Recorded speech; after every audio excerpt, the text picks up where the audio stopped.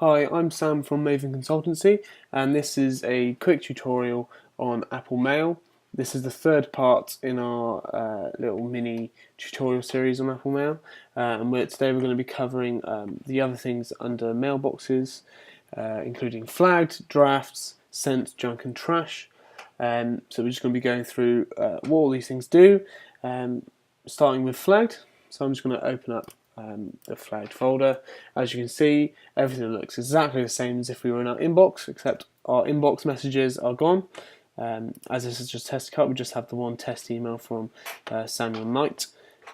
So what I'm going to do is I'm going to show you how to flag an email and what effectively that means. So if we're in our inbox and we are in our email with Samuel Knight, there are a few ways we can flag an email.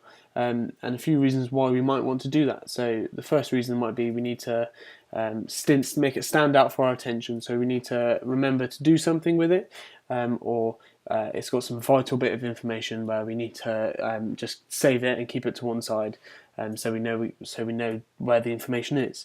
When we might want to flag something, we can either go up to this one up here. So you see this little red flag. If you just click it, it would then flag the email with a little red flag.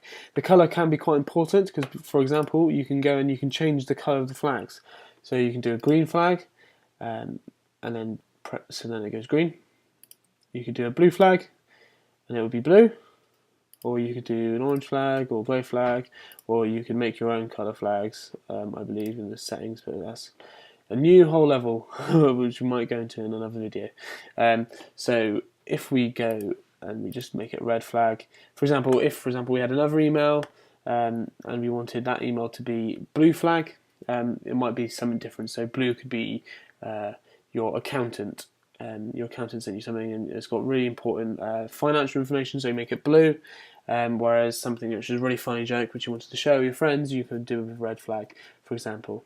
And that's why you might want to use different coloured flags. So what happens when you flagged an email? It goes into your flagged folder here. So if we go up here and we see Samuel Knight test flag, the reason why it says 2 is because we flagged the chain. So this is an email conversation, so every email in the conversation has been flagged. If we click this one in here, and I believe if we go into edit, it might not be edit, it's probably a different one. It's probably message, yeah, so message, and we go into flag, and click red flag again. It gets rid of the flag. However, it has left the flag on the original one, on the one at the top. We can then obviously change that by then pressing flag again up here, and it's flagged. This one could be flagged as blue. So we've got a red flag and a blue flag, and if we look up here, it says our conversation has got a red flag and a blue flag. It's got blue information, it's got red information. So that's effectively how flagged emails work. So if you're in your inbox and you want to go back to your flags, it comes up in your inbox, but also all the flagged emails will have a shortcut to them in the flagged box here. So what I'm going to do is I'm going to quickly unflag both of these. So I'm going to get rid of the blue. There we are, so they're both unflagged. And we're going to move on to drafts. So I have a draft email in here, which is why we have a little notification which says 1. This draft is from Samuel Knight. It's a test message that we replied to him, but we closed it. And what happened was that Mail automatically created the draft because we didn't send the email.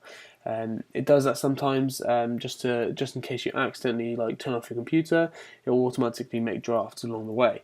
So if we were going to create a new message like so, we'll send it to Sam again. So s.knight, there we go, and we'll call it test draft, and then we're typing in, "Hi Sam, I hope things are going," and then suddenly something happens and we need to go off of our email. And as you can see, I haven't pressed send, I haven't closed it, but see, this has just appeared in our drafts folder, and now it says we have 2 emails in the drafts folder. I haven't done anything, it's just automatically gone in there, and it just tells us what we've done so far. And then if I change it, "I hope things are going well," with work, and I just leave it there for a bit. Eventually what will happen is it will come up in this bottom corner. There we go, it's just done it then, it's just updated it, it's saved it effectively as a draft. So let's not do that. So if I then close it, it will come up with this, save this message as a draft. If I press don't save, it will get rid of that little mini draft that's made there. If I press save, it will keep it, and if I press cancel, we'll just continue editing the email. So I want to make a draft of this email, so I'm going to press save. So as you can see, it's just popped up there, that temporary one's gone. And then if I want to re-edit my draft, I just click the draft, I'll double click it, and it'll reopen it. That's slightly different to your inbox. So if you double click an email in your inbox, it will open up a separate view of the email. So this, for example, has come up like this. However, if I close that, and I go into drafts and I double click again, it will open up the editing window for me to edit the email. There's a few different ways that these can be laid out as well when we're doing that, and I think it's important that people should know. So if, for example, you aren't the type of person who uses your window like this, you like to have it full screen, so we'll go like this and we'll just show what it would be like full screen. Okay, so this is our full screen window, and then what we're going to do is we're going to open up our draft that we made. Here we go. So it's come up like this. So what we might want to do when we're editing this draft, you might actually think, actually, while I'm doing this, I actually probably should write another email. That's perfectly fine. So what we do is we just click outside of the draft that we're editing, and as you can see, that's just zoomed straight down to the bottom, and it says right there at the bottom, test draft, and we can open up a new email. And then what's happened is that it's zoomed back up from the bottom and it's got another tab here. So this is our original draft that we've made. And then on this other tab is our new message. So then we can do another message. I'm going to do this one to Dave at mavenconsultancy.com. Subject, new draft. Then I can switch between the two, and I can actually go, oh, I'm going to edit this, I'm going to copy this. I'm going to stick it in this email, and I can go between the drafts that I've made, and then, for example, I might think, actually, I'm going to delete this one, and what that's done is that's got rid of that, and then I continue editing this one. If I press Command N like I just did then, I can do it. It's another way of just opening up a new message, and then let's say I want to close the other one I made, and it will come up with this save message as draft again, and I can do the same as before. It's exactly the same. Or I can click over here, off there, and as you can see below, I have my two tabs at the bottom: new draft, new message. They're at the bottom there, and just if you want to get them back up, just click on them, and they'll zoom straight back up, and you can keep editing your drafts. So that's how you would measure it and how you would do it if you were using it full screen. If we were back to normal, for example, sometimes people will be editing drafts and they'll create a new message and they'll be working on it, and then they'll see a new email come in, and then they'll go into their inbox, and then suddenly that's disappeared because it's hiding behind the mail folder, and then they'll forget about it or something. What then happens is that people think that they've lost their drafts. Actually, it's gone. It's just hiding there.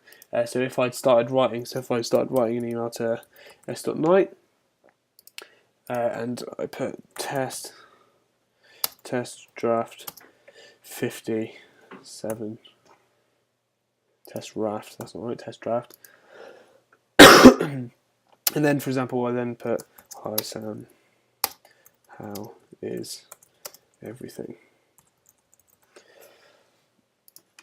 Bit of quick grammar checking there. And then it got hidden behind my thing, behind my mail. What should happen then is that even though you've hidden it and you've continued on, it will still go into your drafts as that temporary folder there. So if you've lost it, look in your drafts, it should be there. Even though that technically it's still open, it's just back there.